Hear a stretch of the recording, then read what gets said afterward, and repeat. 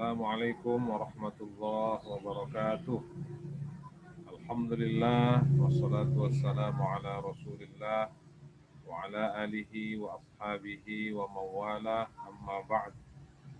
Bersyukur kita kepada Allah Subhanahu wa taala. Salawat dan salam kepada Nabi Allah Muhammad sallallahu alaihi wasallam. Baik, pada hari ini kita mulai lagi perkuliahan di pertemuan yang ketujuh. Dan mari kita buka pertemuan yang ketujuh ini dengan mengucapkan basmalah. Bismillahirrahmanirrahim. Kita lanjutkan materi kita. Bentar saya share screen dulu.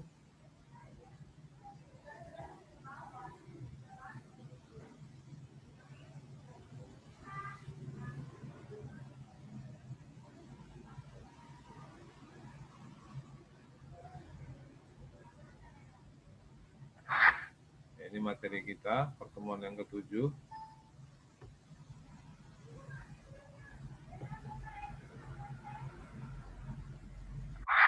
Kita masuk ke fadilah surah dan ayat dalam Al-Quran, ya. Jadi keutamaan surah dan ayat di dalam Al-Quran. Kita mulai dari surah Al-Fatihah. Ya, surah Al-Fatihah itu memiliki fadilah. Hal ini didasarkan dari hadis Abi Sa'id Al-Mu'alla radhiyallahu an. Ujarnya, aku sedang sholat, maka aku dipanggil oleh Rasulullah Sallallahu Alaihi Wasallam. Aku tidak menjawab. Aku berkata, ya Rasulullah Sallallahu Alaihi Wasallam, aku sedang sholat. Berkata Rasulullah Sallallahu Alaihi Wasallam, bukankah Allah berfirman, penuhilah seruan Allah dan seruan Rasul apabila menyeru kamu. Jadi Abu Sa'id Al-Mu'alla dipanggil Rasulullah sementara beliau sedang sholat, ya. Jadi beliau tidak menjawab. Selesai sholat baru beliau menyatakan, aku sedang sholat sehingga aku tidak memenuhi panggilanmu. Kemudian Rasulullah menyatakan, bukankah kalau kita diseru orang beriman itu, ya kita harus penuhi seruan Allah dan Rasul itu. Lanjutannya, maukah, kata Rasulullah, aku ajarkan kepadamu satu surah yang terbesar di dalam Al-Quran. Jadi ada satu surah yang terbesar di dalam Al-Quran. Maukah aku ajarkan sebelum engkau keluar dari masjid? Jadi Rasulullah berjanji akan mengajarkan surat yang terbesar. Maka beliau memegang tanganku. Maka tatkala kami akan keluar, aku berkata, ya Rasulullah, engkau telah menyatakan tadi akan mengajarkan kepadaku surat terbesar di dalam Al-Quran. Jadi seolah-olah Rasulullah hampir lupa akan janjinya. Kemudian ditanya oleh sahabat, surah apa yang terbesar itu? Beliau bersabda, Alhamdulillahi Rabbil Alamin. Jadi Rasulullah menyebutkan Alhamdulillahi Rabbil Alamin yang merupakan ayat dari surah Al-Fatihah. Ialah sab'ul mathani. Surah Al-Fatihah itu adalah surah yang berisi 7 ayat yang diulang baca. Dan Al-Quran yang agung yang diberikan kepadaku. Hadis riwayat Bukhari, Abu Daud, dan Tirmidzi. Baik, saudara-saudara sekalian, hadis Bukhari, Abu Daud, dan Tirmidzi ini ditambahkan, demi Allah, yang diriku ada di tangannya, tidaklah diturunkan di dalam Taurat, ya, dan tidak di dalam Injil, tidak di dalam Zabur, dan tidak di dalam Al-Furqan, yang seumpamanya, maksudnya seperti Al-Fatihah. Sungguhnya dia, surah Al-Fatihah itu, sab'an minal matani. 7 ayat yang diulang-ulang. Dan Al-Quranul Azim yang diberikan kepada Al-Quran yang mulia yang diberikan kepada kata Rasulullah SAW dalam hadis. Menurut hadis ini, tidak ada surat atau ayat yang melebihi Al-Fatihah tentang kebesaran dan keagungannya. Dinamakan ia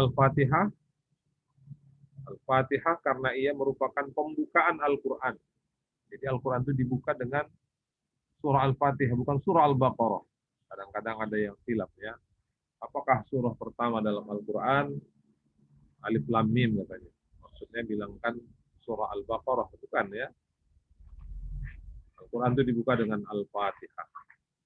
Ia juga dinamakan Sab'am minal Mathani karena terdiri dari 7 ayat yang selalu diulang membacanya. Diulang membacanya itu setidaknya di dalam sholat. Setiap rakaat sholat baca Al-Fatihah. Sholat wajib, sholat sunnah. Sekarang kita sholat tarawih. Itu dibaca. Baca terus, menerus, berulang-ulang oleh setiap orang. Dan tidak ada bandingannya.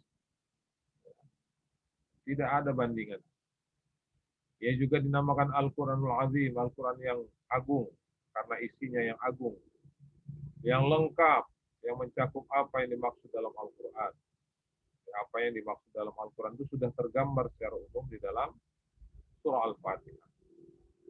Juga dinamakan Ummul Kitab. Ummul, ibu, kitab, kitab. Karena ia pokok dan yang terutama dilihat dari sudut tilawah dan martabat. Baik saudara-saudara sekalian, hadis dari Abu Hurairah radhiyallahu an dari Nabi sallallahu alaihi wasallam, beliau bersabda, Alhamdulillahirabbil alamin itu Ummul Quran. Dan disebut juga Ummul Kitab atau induk kitab Al-Quran, dan Sab'ul Mathani, 7 ayat yang diulang-ulang. Hadis riwayat Abu Daud dan Tirmidzi yang menyatakan sahih.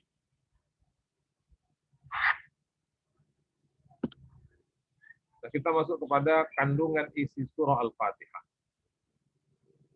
Kandungan dan isi surah Al-Fatihah itu yang pertama adalah akidah. Ya, akidah, keyakinan. Keyakinan kepada siapa? Kepada Tuhan. Beriman kepada Tuhan yang Maha Esa. Dinyatakan dengan tegas bahwa segala puji dan syukur bagi Allah. Karena Allah adalah pencipta dan sumber segalanya. Ini gambaran tentang akidah, keyakinan. Jadi segala nikmat itu sumbernya dari Allah. Segala nikmat yang menciptakannya itu adalah Allah. Itulah makna dari Alhamdulillah Rabbil Alamin. Di antara nikmat itu adalah apa? Nikmat menciptakan, nikmat mendidik, nikmat menumbuhkan. Pendidikan, penjagaan, dan penumbuhan oleh Allah di alam ini haruslah diperhatikan. Allah mendidik, Allah menjaga, Allah menumbuhkan, harus diperhatikan dan dipikirkan oleh manusia sedalam-dalamnya. Sehingga menjadi sumber berbagai macam ilmu pengetahuan yang dapat menambah keyakinan masyarakat. Ya, jadi kalau dipikirkan muncul ilmu. Ya. Kalau kita telaah muncul ilmu-ilmu baru. Dari apa? Dari sifat Allah yang memberi nikmat berupa pendidikan, penjagaan, dan penumbuhan. Oleh karena keimanan atau akidah tauhid itu merupakan masalah yang pokok, maka di dalam surah Al-Fatihah ditegaskan lagi. Tegaskan ayatnya, Iyyaka na'budu wa iyyaka nasta'in. Hanya Engkaulah yang kami sembah dan hanya kepadamu kami mohon pertolongan. Janji memberi pahala terhadap perbuatan baik dan ancaman terhadap perbuatan yang buruk. Jadi kita menyembah Allah, kita tolong hanya kepada Allah. Yang dimaksud dengan yang menguasai hari pembalasan, Malik Yaumiddin, ialah pada hari itu Allah lah yang berkuasa. Segala sesuatu tunduk kepada Allah sambil mengharapkan nikmat dan takut kepada siksanya. Kemudian kandungan dari surah Al-Fatihah itu ada hukum. Ya. Jadi ada akidah, ada hukum. Jalan mana yang ditempuh, jalan kebahagiaan, dan bagaimana seharusnya menempuh jalan itu, untuk memperoleh kebahagiaan dunia dan akhirat. Ihdinas siratal mustaqim. Maksud dari hidayah di ayat ini ialah hidayah yang menjadi sebab dapatnya keselamatan. Hidayah yang menjadi sebab dapatnya kebahagiaan dunia. Hidayah yang menjadi sebab dapatnya kebahagiaan akhirat. Baik yang mengenai kepercayaan, hukum, akhlak, dan sebagainya. Itulah hidayah. Jadi hidayah itu merupakan jalan. Kemudian di dalam surah Al-Fatihah ini ada kisah ya. Kisah para nabi dan kisah orang-orang terdahulu yang menentang Allah. Sebagian besar dari ayat-ayat Al-Quran memuat kisah-kisah para nabi dan orang-orang yang membangkang. Yang diberi nikmat juga ada kisahnya. Menurut surah ini adalah para nabi, para siddiqin, orang-orang yang sungguh-sungguh beriman, para syuhada, orang-orang yang mati syahid, yang mendapat nikmat. Siratal ladzina an'amta alaihim. Jalan-jalan orang yang mendapat nikmat. Siapa yang mendapat nikmat itu? Para nabi, para siddiqin, para salihin, para syuhada. Ghairil maghdubi alaihim. Secara umum dikisahkan ada orang yang dimurkai Allah. Dalam tafsir disebutkan yang dimurkai itu Yahudi. Orang-orang dimurkai secara khusus. Tapi secara umum adalah orang-orang yang menyimpang dari Islam. Orang-orang yang sesat, orang Nasrani. Secara umum orang yang sesat itu adalah orang yang menyimpang dari ajaran Islam.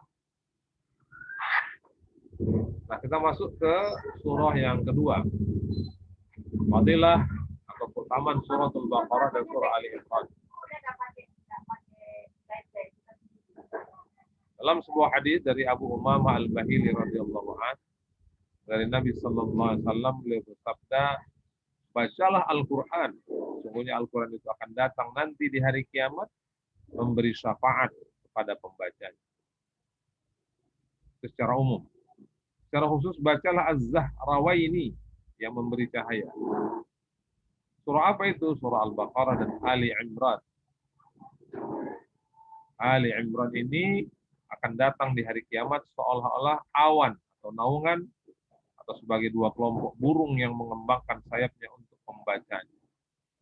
Bacalah suratul Baqarah, sesungguhnya mengambilnya adalah berkat dan meninggalkannya adalah penyesalan dan tidak dapat dilakukan oleh orang yang kosong dari ibadah. Hadis riwayat Muslim dan Tirmidzi.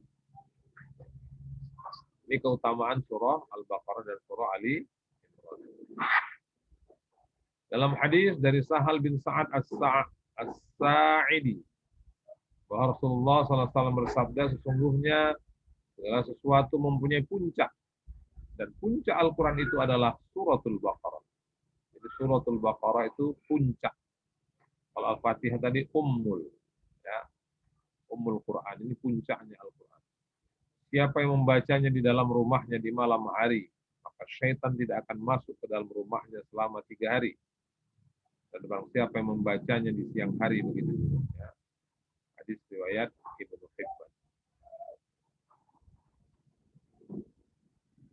Ini ada kesalahan sedikit ya, kurang lengkap hadisnya. Jadi diperbaiki. Di siang dan malam apabila dibacakan Al-Quran, ini salah satu upaya kita mencegah masuknya pengaruh-pengaruh yang tidak baik di dalam rumah kita. Kemudian hadis dari Abu Hurairah radhiyallahu an dari Nabi sallallahu alaihi wasallam, beliau bersabda, "Janganlah kamu jadikan rumah kamu sebagai kuburan."